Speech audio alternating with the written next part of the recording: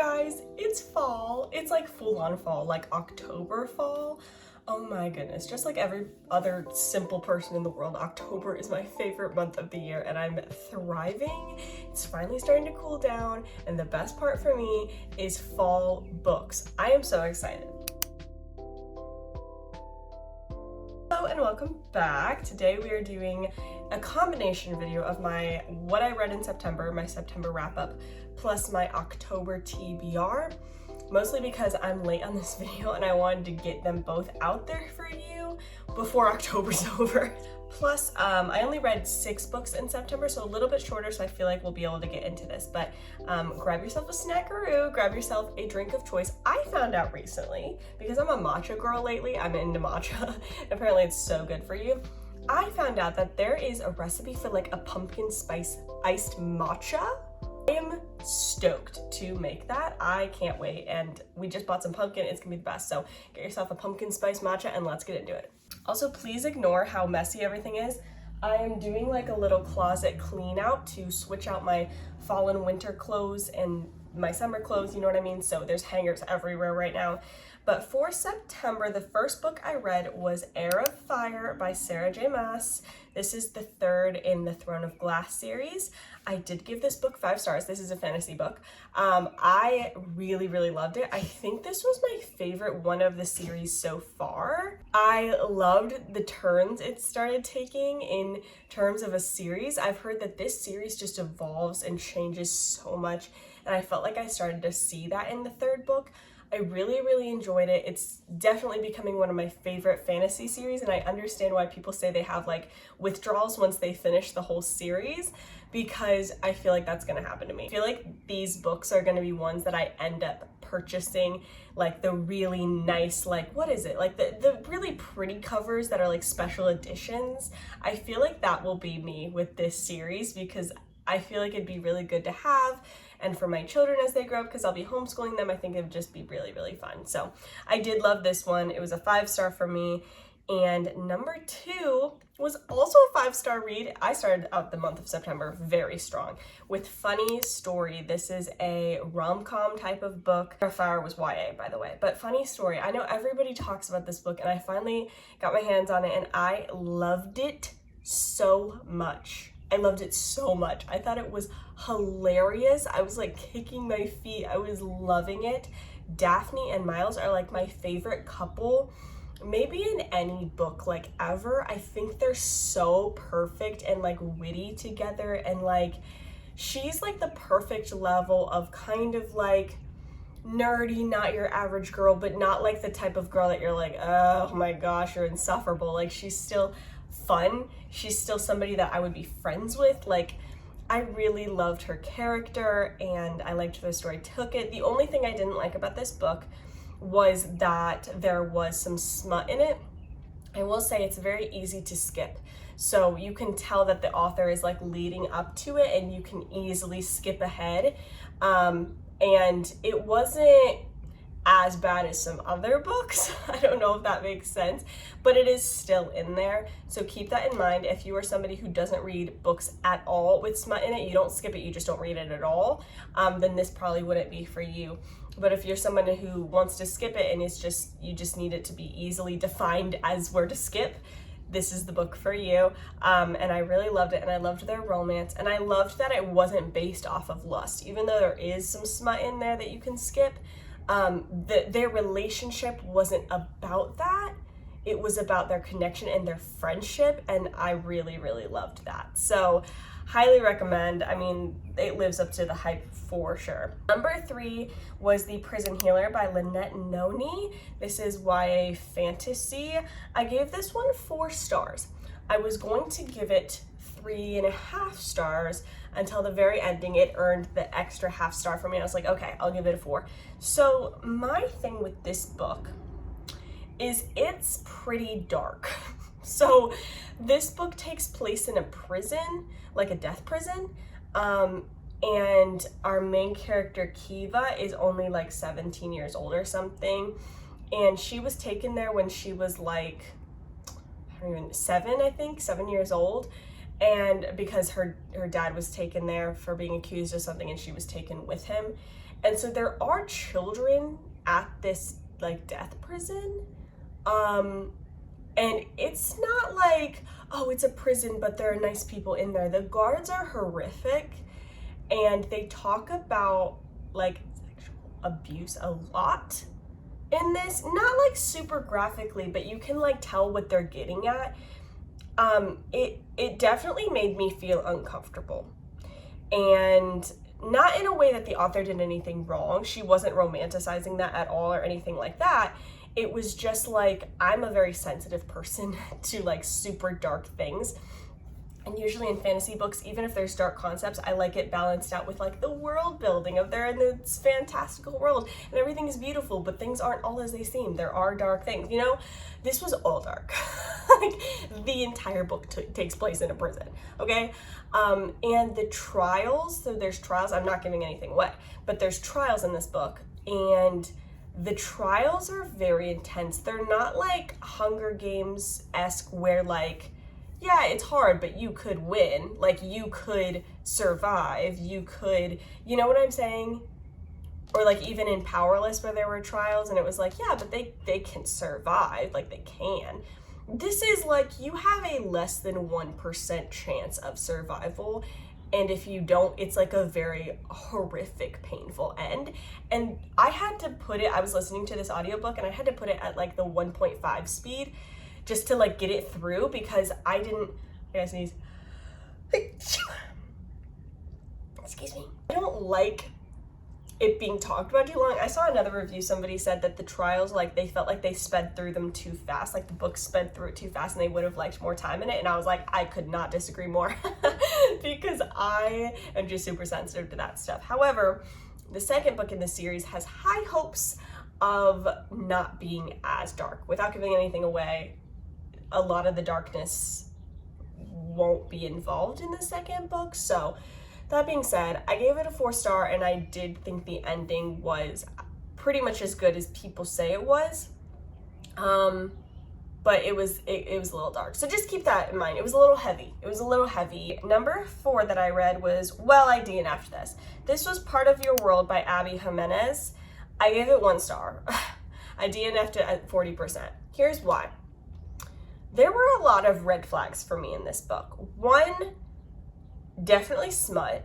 There's definitely smut in it. And in the beginning, I thought it was going to be fade to black, which I'm okay with. I'm okay with, like, you're not a Christian author. I don't expect you to write Christian concepts. You know what I'm saying? So, like, if it's fade to black, I respect that because I don't have to read about that. I can infer, okay, I know what's happening. You know what I mean? And in the beginning, it was like that. But then when I put it down because it was a smut scene that was kind of intense. And like it got right into it, and so I felt like I like before I could skip ahead, it started. I was like, okay, I need to go. But it wasn't just that, because I would have just been more cautious about skipping ahead those scenes and ahead of time and kept reading the book. Except I could not stand the main character, the girl character. I couldn't stand her, and I, like the rest of the book, even when it wasn't smutty scenes, she was just talking about how she just wanted to sleep with him all the time.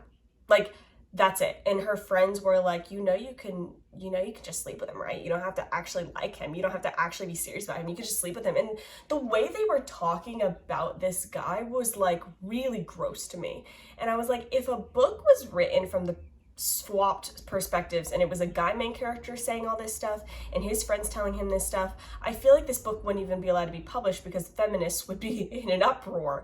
And so I don't like when books then do it the other way and act like girls are just so strong and independent when they just want to get in a guy's bed and then not care about them. That's gross to me. So I didn't like that. And also, here's something that was very weird to me. I don't think this is really giving anything away. But the main character, I forget his name at this point, the main character that was a guy, he's like 28 in this book or something, or 26 or whatever, and there is a 10 age gap between him and the girl who is 10 years older than him, 10 or 11 years older than him. That in itself is not necessarily weird, okay? They're adults. But his mother was 15 when she had him. She was a teen pregnancy. That means the girl that he is repeatedly sleeping with is only like 4 years younger than his own mother. And that's where it's weird for me. That's where I'm like, I don't think you can necessarily put both of these things in the same book. Like that gets to the lines of like, where's the creepy vibes at this point? You know what I'm saying? So I didn't like that. And for those reasons, the only reason I even read this book was because it was the beginning of the series and people of like fans of Abby Jimenez, like I wanted to read the Just for Summer book. That's like the third in this. And people said, you kind of have to read through the series to make it make sense. And I'm like, no, I'm done. So I won't be doing that anymore. Number 5, the 5th book I read was Malibu Rising by Taylor Jenkins Reid. I did give this book 4 stars. It was like a solid, it's like a 3.75, 4 stars, but like it's a 4 stars because I love her writing. She's the same writer, I believe, as Daisy Jones and the Six, which is like one of like the best books of all time in my opinion. I just like, that book just took me by storm. Not necessarily because I agree with everything in that book, but just the journey it takes you on. And I already knew I liked her writing, and I did like the writing of this book.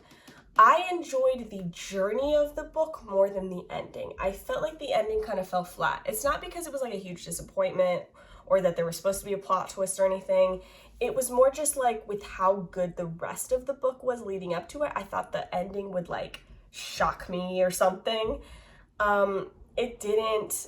It was okay. Like it was a book that like in a weird way was kind of a feel-good book because it was kind of like generational curses being broken and, you know, kids stopping the passing down of like, I'm like, basically I'm not going to end up like you. I don't care. I will fight to not end up like my parents kind of thing. Well, that's what this book was. And it does deal with some heavy topics. So not so bad, not horrible, but I would look up the trigger warnings just in case like you've had, I don't know, I'm just saying. But yeah, it was still very good. I will say I thought it was weird how many different points of view they ended up, like towards the end there's like a big party and they started doing like different POVs for like 12 people that didn't matter.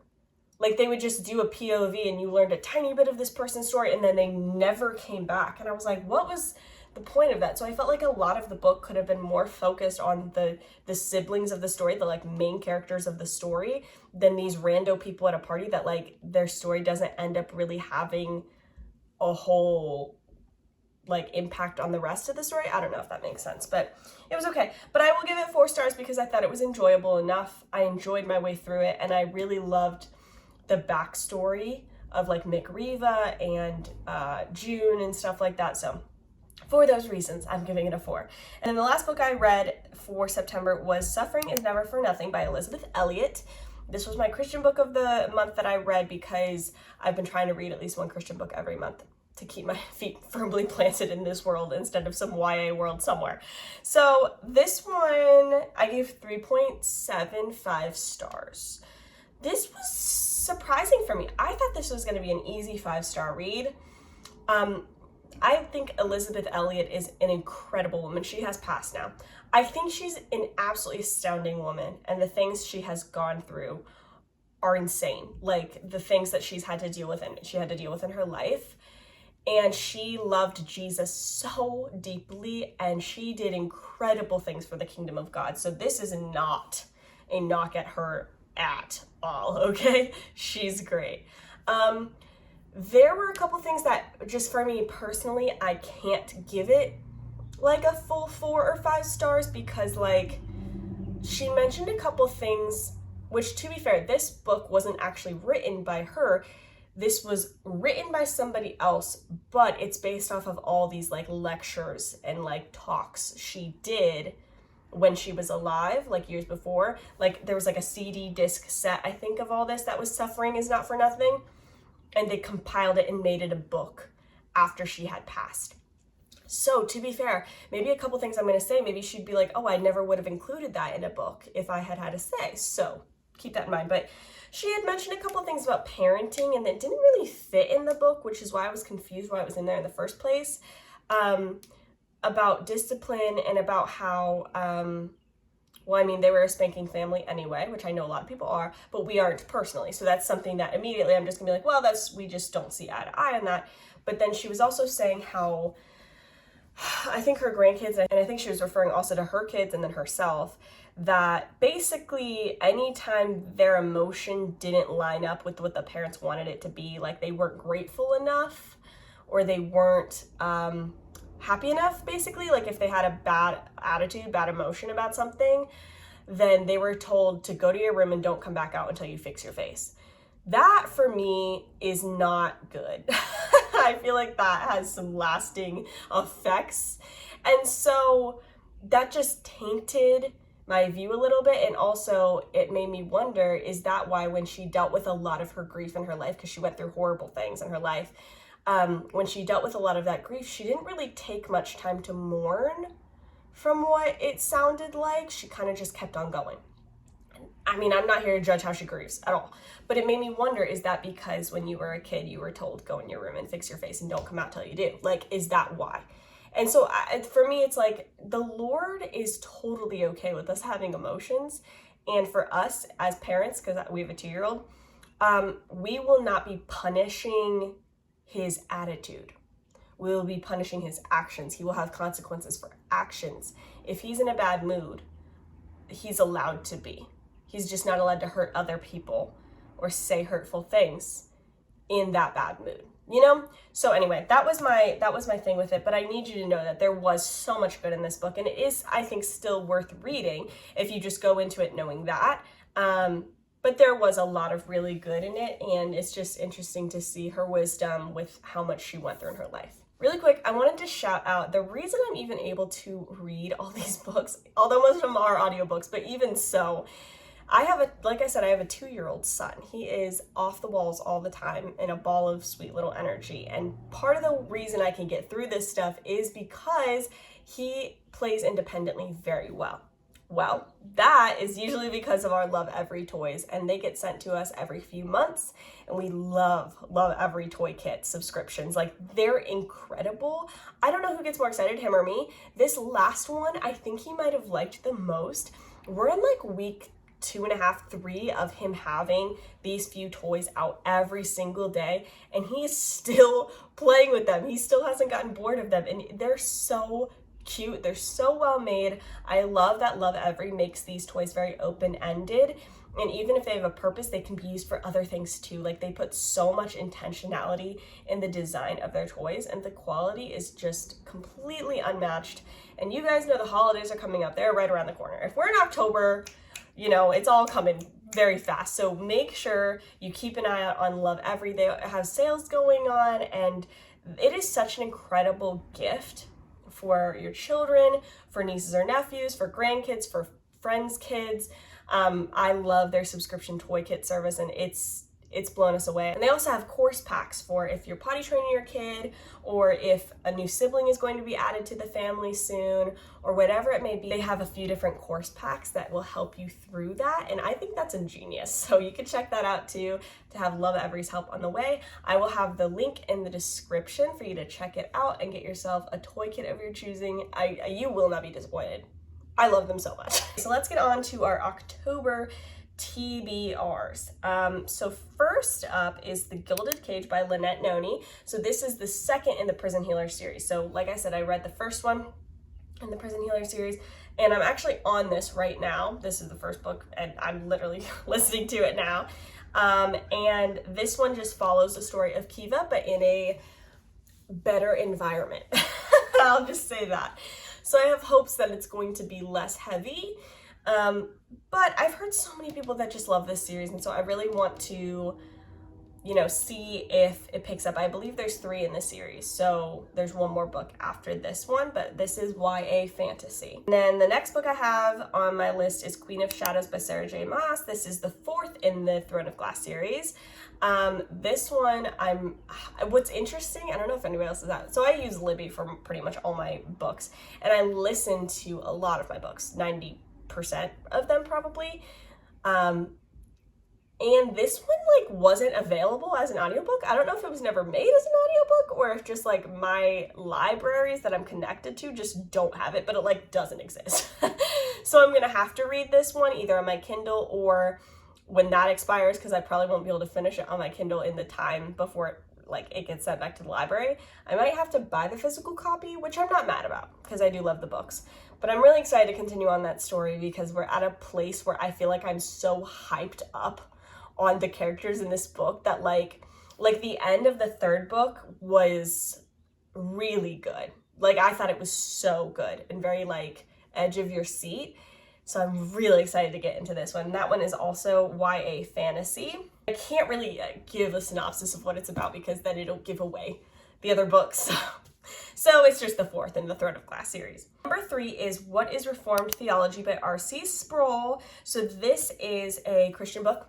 And I love R.C. Sproul. I don't know if you guys have heard of him or not, but my husband and I, we, like when people ask us our denomination, we say that we're of the Reformed denomination. So that it just kind of encompasses, you know, what we believe about election and just like salvation issues and stuff like that. So anyway, that being said, I'm not like all about like, what is your denomination? But I say that because R.C. Sproul is kind of one of like the big, like the really popular pastors for the Reformed faith. And I have found his stuff so helpful over the years, just in general. Like he has been an incredible teacher. He has passed now, but he was an incredible pastor and teacher about like deep theological concepts that otherwise would go straight over my head. So I read Chosen by God by him 2 months ago, loved it. It was a 5-star for me. I thought it was excellently done. And this one is just What is Reformed Theology, which is, you know, our doctrine.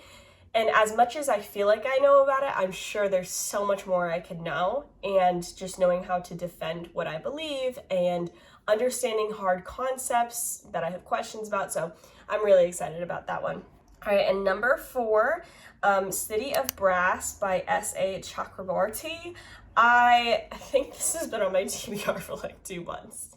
Will I get into it? We'll see. But I believe this is YA fantasy also, and I don't even remember what it's about, but I'm sure I talked about it in like the last 2 TBRs, so I don't want to talk your ear off about that again, but I believe it's YA fantasy. There is part of me that feels like I'm not going to get to it again because I already have 2 other fantasy series I'm trying to get through right now, and going on, I have a few kind of like mystery thrillers that I would like to get to in October just to kind of be in the vibes. I'm not a spooky season girl in the sense of Halloween. We don't celebrate Halloween and we don't like that stuff. Like I don't like books about paranormal stuff or anything like that, but I love mysteries. I love Agatha Christie stuff. I love that stuff. As long as it doesn't get too gross. Like I don't love like horror stuff, but a fun YA mystery. YA is usually my safe place because I'm like, you're not going to get too gross. This is for teenagers. So I have a few here. Number 5, I have 5 is called 5 Survive by Holly Jackson. I love Holly Jackson's writing. I didn't even know she wrote this book. I've never heard of it. I'm really hoping it's good because I love Holly Jackson. I think she's the one who wrote the Good Girls Guide to Murder series, which was insanely good to me. So for the sake of time, I probably won't give like a full-on thing about it, but I'm assuming 5 Survive. I do love Holly Jackson's writing, and I'm interested to see if I like this one. Let me know down below if you are also like me, where you're not really into spooky season, but you like spooky mysteries. You like, you know, sipping a latte in the cool breeze and the leaves falling while you read a cozy mystery. I mean, I think that is the vibe. Like, that's everything. So, what else is there? First 6 is Pride and Premeditation. This one seems so fun to me. My friend Kat and I, we love Pride and Prejudice. It was like our thing in college. We were roommates and we would just watch Pride and Prejudice like over and over and over again. It's like our thing. And I saw that there's a book that's supposed to be set like Pride and Prejudice of the characters and everything, but it's about like a murder. And I'm like, yes, sign me up. So I messaged her. I was like, we have to read this at the same time. And I think she's waiting for her library for it to be available. And I'm really excited to read this. I don't even know if it'll be good or not, but just like the vibes of Pride and Prejudice, but Pride and Premeditation. Oh my goodness. I'm really excited about it. I don't even, like I said, even if it's not good, like the nostalgia of it, I think will really do it for me. The next one is A Study in Charlotte.